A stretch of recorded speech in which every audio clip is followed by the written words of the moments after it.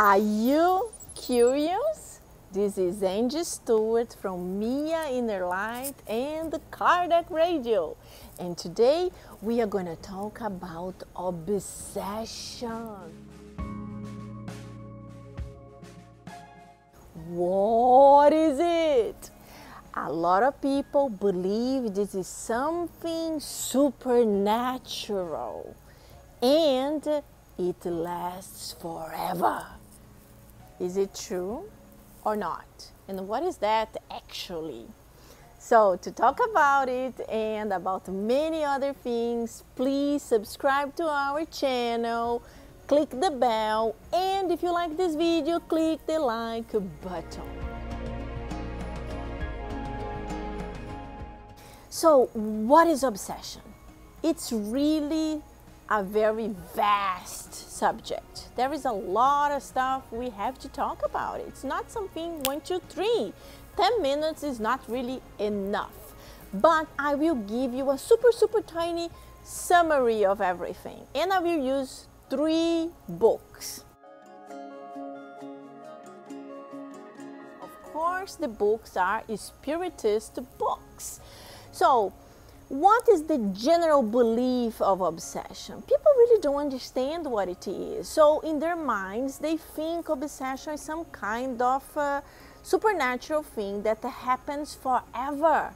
Whenever it happens to this unlucky person, will be like this until he or she dies. Is it true?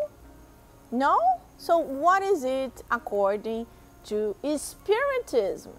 I will use 3 books and I will show you. The first book is the Medium's book.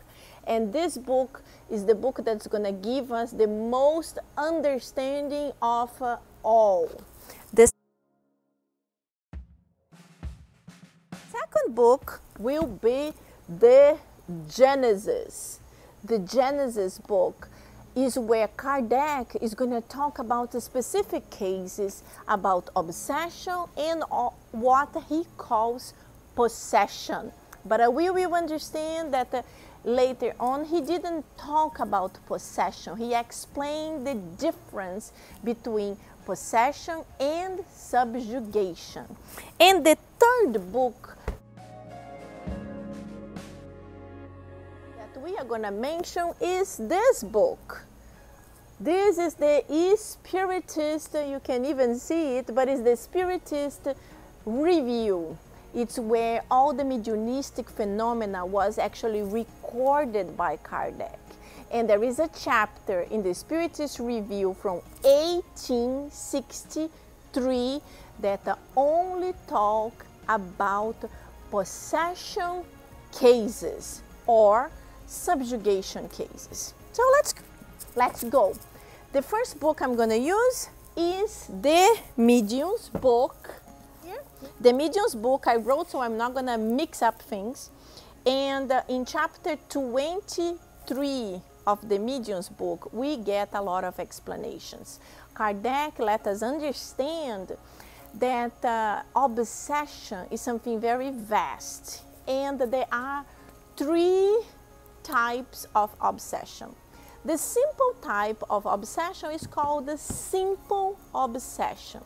So simple obsession is when a spirit exerts influence in an incarnated person, like me or you or anybody else, and then the incarnated person will start doing things or saying things that are a little bit odd.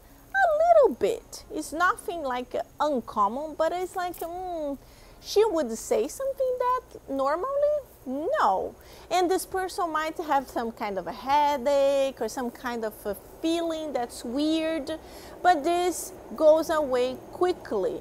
This is like a simple obsession. When spirits start doing an influence on you in a temporary basis, but nothing really extraordinary and nothing really strong. This is the number 1 type of obsession, the most common of all. The second type of obsession is called fascination. A lot of Spiritist studies say, and also the speakers and people that study deeply about obsession, they say this is actually the most dangerous types of all the obsessions. Why? Because in this case, the person who is actually suffering from fascination, the incarnated person, the person knows this is not from her or from him, knows this is some kind of a spiritual influence, knows that what is being said or is being done is different from her desires, but somehow agrees to it. So this is why subjugation is dangerous, because even if the person understands he or she is not doing it and knows is it external influence, the person agrees. And then we have this explanation in the Medium's book that talks, this is a delusion that paralyzes the capacity to judge. So the person cannot make judgment from herself anymore. This is very dangerous. From herself anymore. This is very dangerous. But the third case of obsession is actually called subjugation. And subjugation in the past used to be called possession. And why possession? Because the subjugation can be mental and can be physical. This is what was believed in the past, that the spirit, the obsessor spirit, used to penetrate the body of the person and expel the spirit of the person. So this spirit will do whatever they wanted to do. But later on, with the studies, Kardec understood it's not like this. The physical body is always connected with the spirit, although the person will discarnate. But what happened is that these two spirits, the person incarnated, me, you, or anybody else, is extremely connected with this spirit who is influencing this subjugation. Why? Because something happened in their past lives, and the spirit did not forgive this person. And when this spirit discovers where you are incarnated, then boom, it starts this process of obsession. This is always because the spirit did not forgive you for whatever you have done. Don't think you are an angel and why is this happening to me? Because we all did horrible things in our past. This is actually the best moment of our lives. So, because of this terrible connection between you and the spirit starts being able, little by little, to impose his strong influence on you, and then you start actually acting, doing things the spirit wants you to do. And in most of the cases, the subjugated person does not remember, does not recall what he or she did, said, where they walked. So this becomes extremely, extremely dangerous. And then you are thinking, okay, so if this is happening to someone I know, how can I help?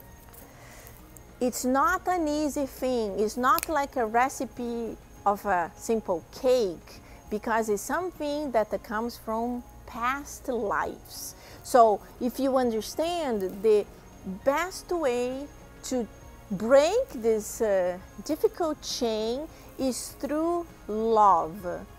And not easy, but it will require the person and the family members who love this person to pray a lot.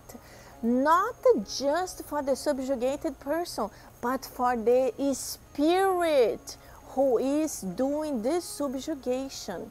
Because this spirit somehow has to forgive, has to understand that he needs to forget about what happened and move on with his life in the spiritual realm. Because if the spirit does not forgive, does not start the process of improvement, the subjugation can become something extremely dangerous to the incarnated person. So the first thing is to pray a lot. The person and the family members, the friends have to pray for the subjugated person. I'm pointing to myself, I'm not subjugated. To the subjugated person and to the spiritual being who is exerting this influence. Second, if you or if the person or if someone that loves this person believing in spiritism, it's very important to bring this person to a spiritist center. So there they have many different treatments to help the person and to help the spirit. We have fraternal counselings, we have spiritual treatment with prayers specific for the case, and there is also the mediumistic meeting where the spirit can be brought to start his treatment. And the third thing is that the person that is suffering from the subjugation needs to start doing acts of love. So you need to start doing charitable work. You need to start changing your moral values, forgiving, improving yourself. And if this person can also start their studies in a spiritual center, especially regarding the gospel and regarding mediumship, this person will understand. But as we always say, nothing like this can happen without the help of a physical doctor. Sometimes these cases of subjugation are so strong that will make the person do things they don't want to do and things that are dangerous. So please, this person needs to be medicated, needs to go to a psychologist, a psychiatrist to be medicated. So this person will be a little bit more in balance. And then the spiritism will help through all the things I told you. But you know, remember, our doctors, they take care of our physical bodies. And the spiritual doctors take care of our spiritual body. But as we are living here on earth, we need both together. And to end, we are actually over the time. I want to read you a little piece in the Genesis because it's really beautiful. So chapter 14, it talks about the infirmities. So just as infirmities are the result of physical imperfections that render the body accessible to pernicious outside influences, obsession is always the result of a moral imperfection that allows entry to an evil spirit. So this is what I said. There are no angels in this world. So if a person is suffering from subjugation, it's because this person committed some kind of evil act in a previous life. And now the spirit that is influencing this person is searching for revenge. These two need to learn how to forgive each other and move on. And it's very important, the incarnated, to start this process of moral improvement as soon as possible. Thank you, my friends. See you soon.